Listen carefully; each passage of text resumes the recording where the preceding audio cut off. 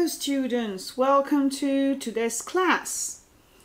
So today is the last part of the project. It's session 8 and will be the last session. First, have you completed the quiz on Quizinier.com? If not, it's time to do it before starting the lesson. Next, let's correct last time's homework, the paragraph you had to complete. Tout d'abord, revoyons les consignes. Donc, vous deviez compléter le texte en utilisant les informations du tableau qui avait été complété grâce à la dernière vidéo que j'avais faite. Ce tableau se trouvait évidemment page 61 de votre workbook. À partir du tableau, je vous avais montré quoi faire et comment faire en complétant les premières formes. Mr. Jones often hoovers like normal persons because he doesn't always use his superpowers to do the cleaning, but he sometimes uses all his powers. He often does the cooking too. Ensuite, c'était à vous de jouer. Alors, il fallait bien relire la consigne parce que la consigne vous disait qu'il fallait surtout pas oublier la troisième personne du singulier. Présent simple, il y a systématiquement un S à la troisième personne du singulier. Souvenez-vous-en. Alors, on est parti. On se concentre d'abord sur Oliver. Oliver always does the shopping, but he never goes to the supermarket because he prefers going around the world, so he always teleports. Mrs. Jones maintenant. Mrs. Jones always does the gardening and she always puts the shopping away. To finish with, Amelia. Amelia takes Morph out. Alors là, on pouvait choisir d'ajouter un adverbe de fréquence. Il n'était pas donné, mais on aurait pu dire, par exemple, Amelia always takes Morph out, or Amelia sometimes takes Morph out, or Amelia often takes Morph out. C'était d'autres possibilités que celle-ci. Voilà pour la correction de l'exercice. Vous pouvez le reprendre à partir de cette image-là. And now, this is the lesson of the day. We are going to finish this project with a quiz. Are you ready? Okay, this quiz is about helping in the house, helping at home.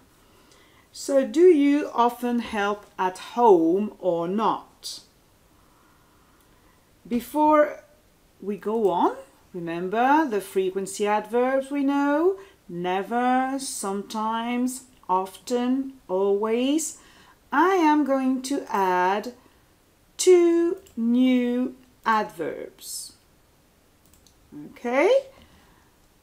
This one is between never and sometimes. It is rarely.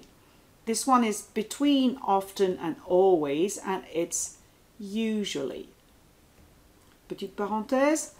Donc effectivement, comme on peut le voir, quant à la fréquence qui est marquée, ici c'est une toute petite fréquence et ce mot-là à l'écrit est assez transparent, rarely, puisque on retrouve l'adjectif rare dedans, donc cet adverbe signifie rarement, rarely. À l'inverse, vous voyez qu'ici la fréquence est inversée, on est entre souvent et toujours, c'est habituellement, d'habitude, usually, ok, usually. So now let's have a look at my son's answers to this quiz.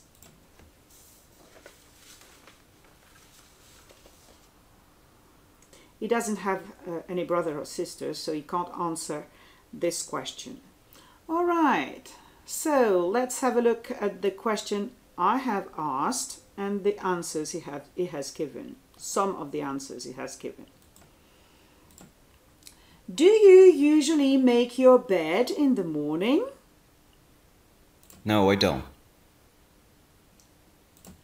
Do you often tidy your room? No, I don't.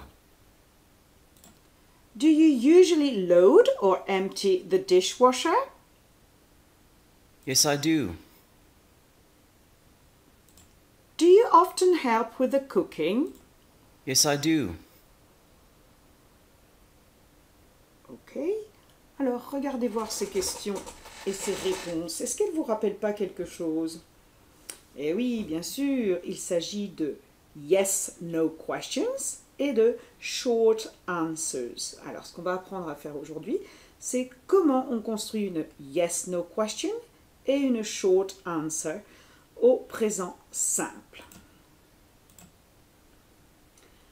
Alors, comme vous l'avez remarqué tout à l'heure, les yes-no questions au présent simple commencent toutes par l'auxiliaire do ou does. Évidemment, does à la troisième personne du singulier. Après ce do ou does, nous avons bien sûr un sujet. Puis, on arrive à la base verbale. Vous remarquerez que la base verbale, dans une question, ne prend jamais le S puisqu'il est déjà à l'auxiliaire qui est ici. Et si on a besoin, on peut rajouter un complément, comme dans ces exemples. Do you do your homework every day?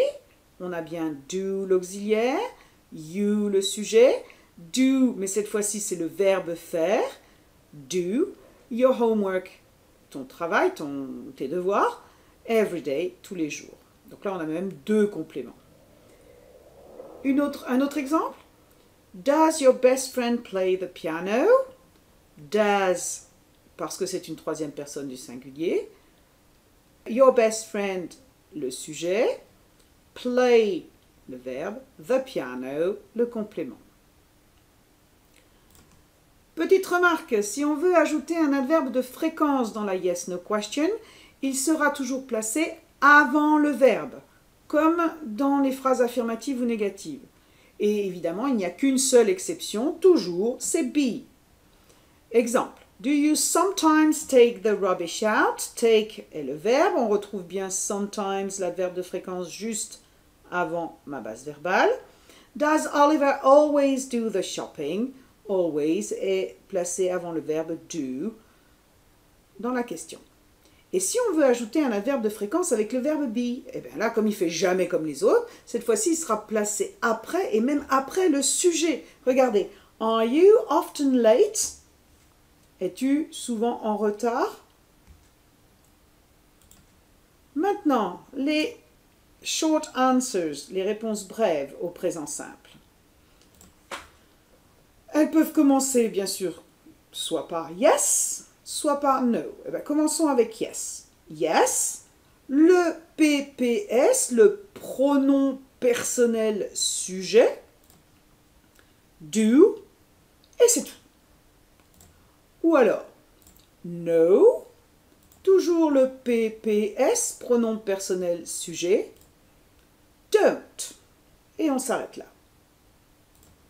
À la troisième personne du singulier, évidemment, on aura là aussi un PPS, un pronom personnel sujet, mais à la troisième personne du singulier, et l'auxiliaire does.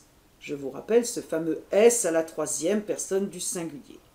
Ou, à la forme négative, no, toujours mon pronom personnel sujet à la troisième personne du singulier, doesn't. Exemple, yes I do, no they don't. Yes he does, no she doesn't. Petit rappel, dans une short answer, une réponse brève ou une réponse courte, il n'y a jamais de verbe et jamais de complément. C'est un rappel, hein, je vous l'avais déjà dit dans une leçon précédente. Et au présent simple, eh bien, on s'arrête à l'auxiliaire, do ou does, quand on répond yes, ou à la négation, don't ou doesn't, quand on répond non. Et c'est tout. Une réponse brève, c'est ça, point final. OK? Good. Now, let's recap.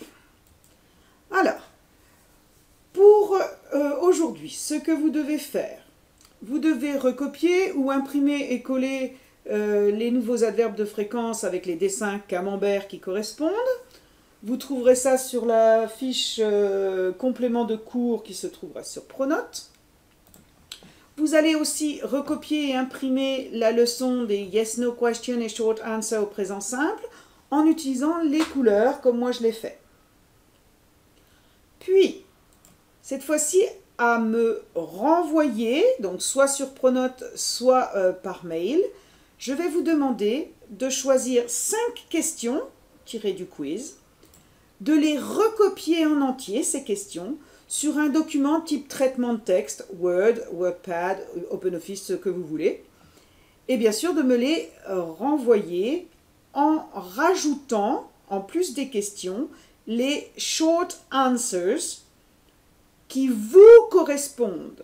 C'est-à-dire, si je vous demande, est-ce que tu fais toujours ton lit ou est-ce que tu fais souvent ton lit? Oui ou non. Mais attention, yes, no ne me suffit pas, il me faut une short answer. OK? C'est bien compris? Right, good. So, this is the end. Bye.